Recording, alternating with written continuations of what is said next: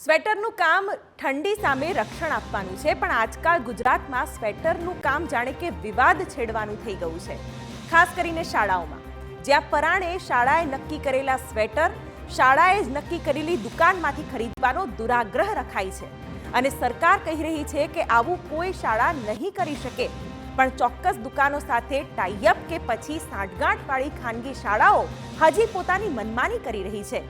જુઓ TV9 એ ઝડપેલી આ reality.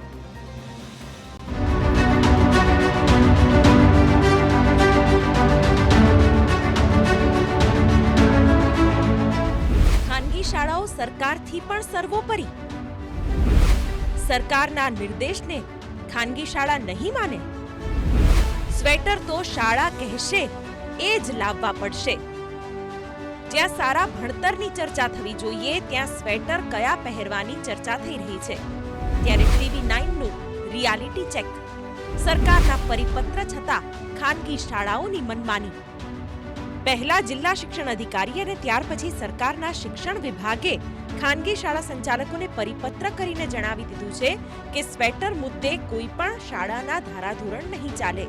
જ્યારે સુરતની ખાનગી શાળામાં TV9ની ટીમ પહોંચી તો મોટાભાગના વિદ્યાર્થીઓ શાળાએ સૂચવેલી ડિઝાઇનવાળા સ્વેટરમાં જોવા મળ્યા, પણ સરકારના પરિપત્રને કારણે શાળાએ આપેલી છૂટછાટ બાદ કેટલાક જુદા સ્વેટરવાળા વિદ્યાર્થી અને વિદ્યાર્થીનીઓ પણ જોવા મળ્યા। વિદ્યાર્થીની સેફટી માટે, કારણ કે બાળક જ્યારે સ્કૂલ બહાર નીકળતો હોય છે ત્યારે જે એક ઓળખ ઊભી થતી હોય છે અને સાથે વિદ્યાર્થી જ્યારે સ્કૂલની અંદર બેઠા હોય છે ત્યારે એક શિસ્ત જળવાય તે માટેનું પ્રિન્સિપાલોનું અત્યારે માનવું છે અને વાલીઓને એ રીતનું માનવું છે કે જે સ્કૂલો છે પોતાની મનમાની જે કરતા હોય છે તે મનમાની ન ચલાવવી જોઈએ અને તેને લઈને આ પરિપત્રને લઈને અનેક તર્ક વિતર્ક સર્જાય છે।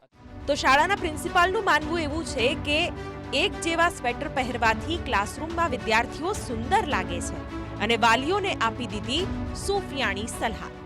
વાલીઓને ફાઇનાન્શિયલ બર્ડન ના આવે એવો પર્પઝ હોઈ શકે, પણ આમાં જો તમે બીજું સ્વેટર ખરીદવા જાઓ છો તો પછી સાથે યુનિફોર્મનું સ્વેટર અને બીજું કે યુનિફોર્મ સ્વેટરની પણ પેટર્ન બાળકોને સંપૂર્ણ સુરક્ષા આપે એવી સુંદર અને ડિસન્ટ બનાવતી હોય છે શાળાઓ, અને એનું કોસ્ટિંગ કદાચ બહાર તમે લેતા હો છો એના કરતાં પણ ઘણીવાર ઓછું હોય છે। એટલે જો ફાઇનાન્શિયલ બર્ડનનો પર્પઝ હોય તો આઈ થિંક કે એમાં કંઈ ફરક વાલીને પડતો નથી। જો કે વાલીઓ હવે આ વાતે સહમત નથી, કારણ કે અંદરખાને શાળાઓ હજી પણ વાલીઓને શાળાએ નક્કી કરેલા લોગોવાળા સ્વેટર લેવા જ દબાણ કરી રહી છે, પણ વાલીઓની વ્યથા પણ વ્યાજબી છે। બાળકોને અંદર ખાને દબાણ કરે છે કે તમારે સ્કૂલનું સ્વેટર પહેરવું, સ્કૂલમાં જે બીજા સ્વેટર પહેરીને આવે તો ઉતારાવી દે છે। આવું સ્કૂલે ન કરવું જોઈએ, કારણ કે હાલમાં બધા વાલીઓ સદ્ધર નથી હોતા, ઘરમાં જે સ્વેટર હોય એ જ સ્વેટર પહેરાતા હોય, સ્કૂલનું મોંઘું સ્વેટર લેવું એ બધા વાલીઓ પાસે નથી હોતા પૈસા એટલા બધા કે લઈ શકે, અને બહાર બીજું સ્વેટર પહેરાવું, સ્કૂલનું સ્વેટર પહેરાવું એ પણ ના કરી શકે। સ્કૂલના યુનિફોર્મમાં તો સ્કૂલનો લોગો હોય જ છે, તો પછી સ્વેટરની અંદર લોગોની શું જરૂર છે? તો સ્વેટર તો કોઈ પણ એના ઘરમાં હોય એ ચલાવી દેવું જોઈએ, ખોટા ખર્ચામાં ના ઉતારવા જોઈએ વાલીને। જોકે વાલીઓના પક્ષે આવેલા સરકારના પરિપત્રથી તેઓ સંતુષ્ટ છે, જોકે જિલ્લા શિક્ષણ અધિકારી પર અવિશ્વાસનો ભાવ પણ ઊભો થયો।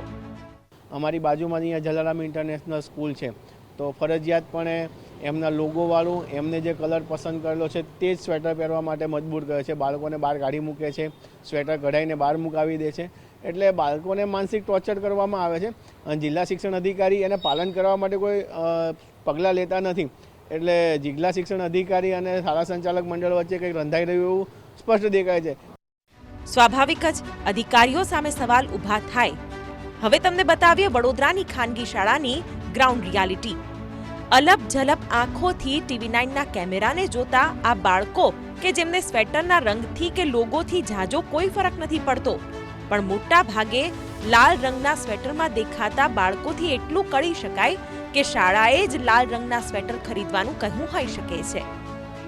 વાત કરી રહ્યા છે વડોદરા શહેરના અમિતનગર રોડ પર આવેલી આ બ્રાઇટ સ્કૂલની, કે જ્યાં આગળ વિદ્યાર્થીઓ મોટાભાગે શાળાના યુનિફોર્મમાં જોવા મળી રહ્યા છે, તો કેટલાક વિદ્યાર્થીઓ અન્ય કલરના જે સ્વેટર છે તેમાં પણ જોવા મળી રહ્યા છે। એટલે કહી શકાય કે શાળાઓ દ્વારા કોઈપણ પ્રકારનું પ્રેશર આપવામાં નથી આવ્યું, પરંતુ વિદ્યાર્થીઓના માતા પિતાને ફક્ત યુનિફોર્મ રેડ કલરના સ્વેટરનો છે તેવું જણાવવામાં આવ્યું હતું।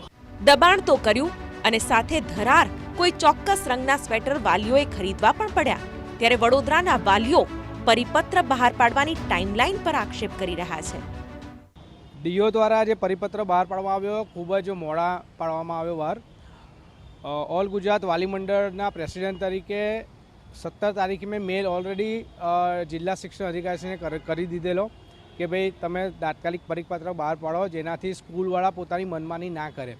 પણ પેલું કહેવાય છે ક્યાંક ને ક્યાંક આ બેઉની સાઠગાંઠ આ સામે આવી રહી છે, આ દેખાઈ રહ્યું છે કે જ્યારે વાલીઓ સ્વેટર ખરીદી કરી લે છે એના પછી આ પરિપત્ર બહાર પાડીને કોઈ મતલબ ખરો? તો આ તરફ વડોદરા જિલ્લા શિક્ષણ અધિકારીએ શાળાઓ પણ જો મનમાની કરશે તો કાર્યવાહી કરવાની ટકોર કરી છે. કે ગણવેશ એ શાળામાં આવશ્યક છે, આપણે પણ અભ્યાસ કરતા ત્યારે પણ આવશ્યક હતો. એટલે બાળકની આઈડેન્ટિટી થઈ શકે, ઓળખ થઈ શકે અને એક સૂત્રતા રહે એના માટે કેટલાક ચોક્કસ કલરનો આગ્રહ હોય તે અલગ વાત છે, પરંતુ ચોક્કસ જગ્યાએથી જ લેવું તે આગ્રહ જો કરવામાં આવે, વાલીને અનુરૂપ હોય, સસ્તું પડતું હોય, સુગમ હોય, ત્યાંથી મેળવી શકે.